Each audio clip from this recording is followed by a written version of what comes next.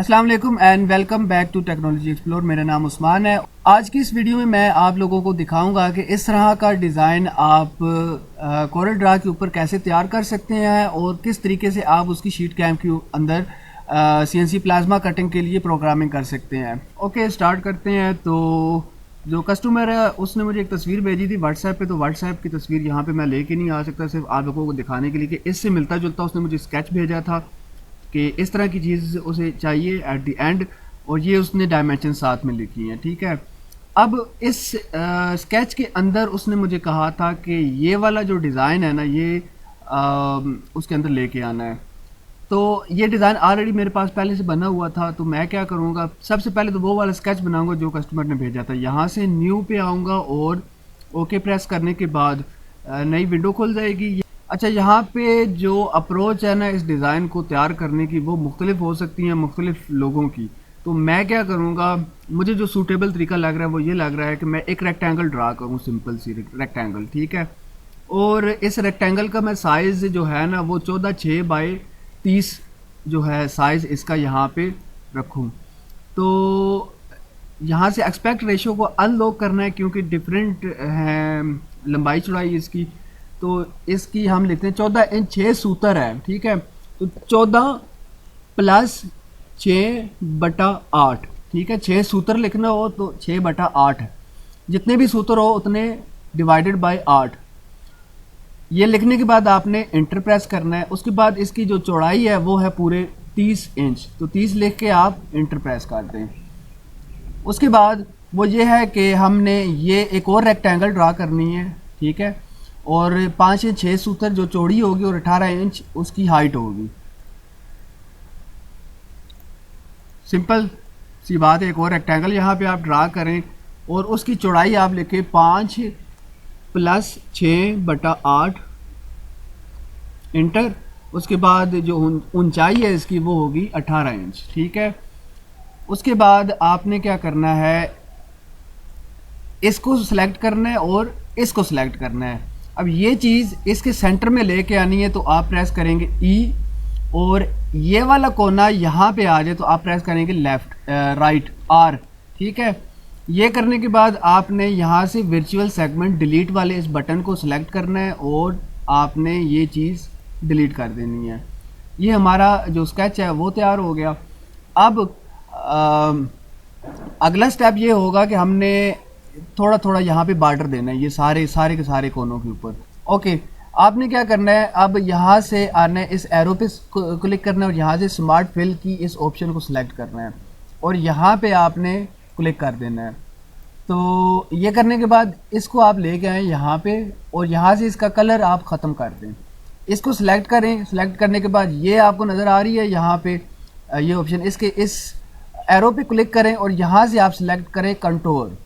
ٹھیک ہے, اور کوانٹٹی جو ہے وہ 1 ہونی چاہیے اور 0.5 یہ آپ نے سلیکٹ کرنا ہے. ٹھیک ہے, ہم نے ½ انچ یعنی کہ اس کا یہ جو بارڈر ہے وہ رکھنا ہوگا. یہ کرنے کے بعد آپ سمپل یہاں سے پک ٹول کے اوپر آ جائیں.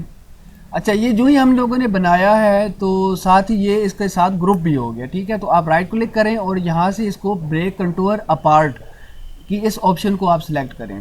ٹھیک ہے, یہ کرنے کے بعد آپ اس کو اندر والا جو اسکیچ ہے اس کو پکڑ کے آپ یہاں پہ لے آئیں.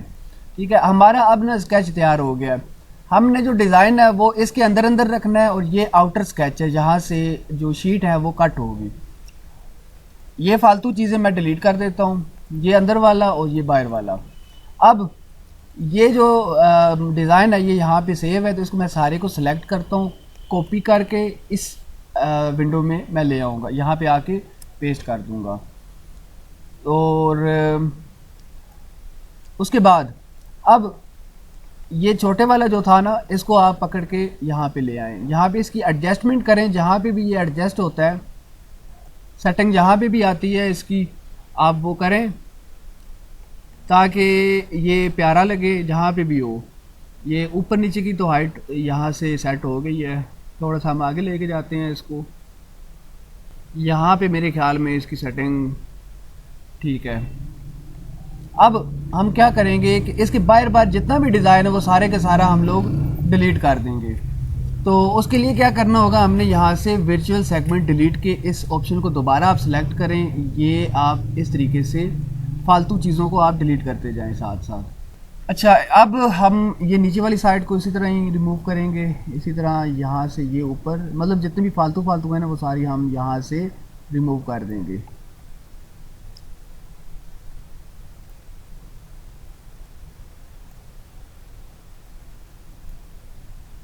یہ اب یہاں سے ریموو کریں گے.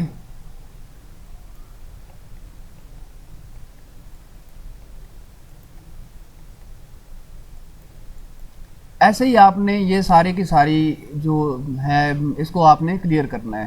اب یہ چیز آپ دیکھ لیں جو تیار ہوئی ہے، ٹھیک ہے. یہ ورچوئل سیگمنٹ ڈیلیٹ جو ٹول ہے نا اس کو یوز کرتے ہوئے اب اس سب کو آپ سلیکٹ کریں اور کنٹرول جی سے آپ اس کو گروپ بنا لیں. اس کے بعد شفٹ کو پریس کریں اور اس کو سلیکٹ کریں آپ. پھر سی اور ای کو آپ نے پریس کرنا ہے تو یہ اس کے بیچ میں آ جائے گا ایسے کر کے.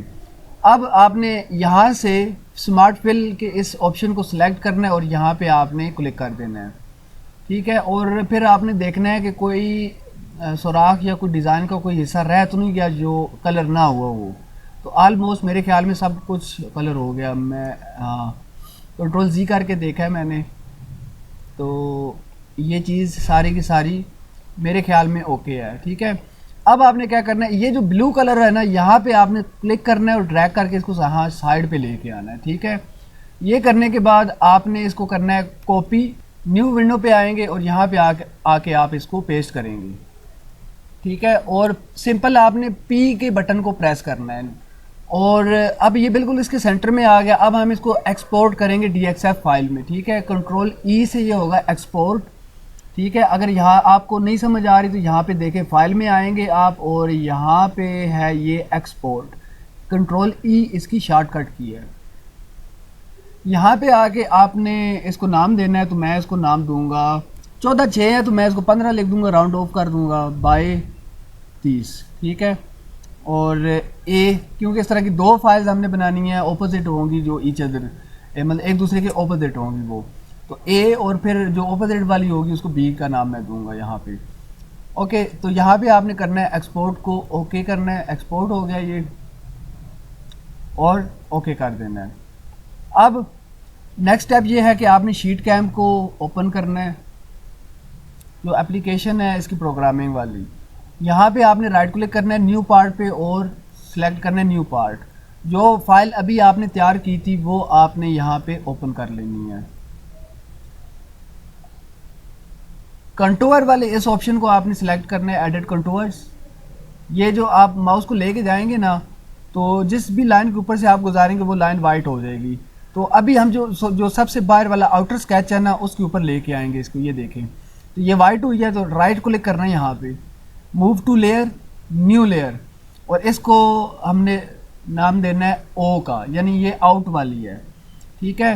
اوکے پریس کر دینا اس کے بعد آپ نے. اب دو ہی ہم نے اس میں لیئرز ہمیں چاہیے تھی، ایک باہر والی اور ایک اندر والی. نیکسٹ ہم نے کیا کرنا ہے، یہاں سے ہم نے آپریشن ہے وہ اس کو بتانا ہے کہ اس نے کام کیا کیا کرنا ہے.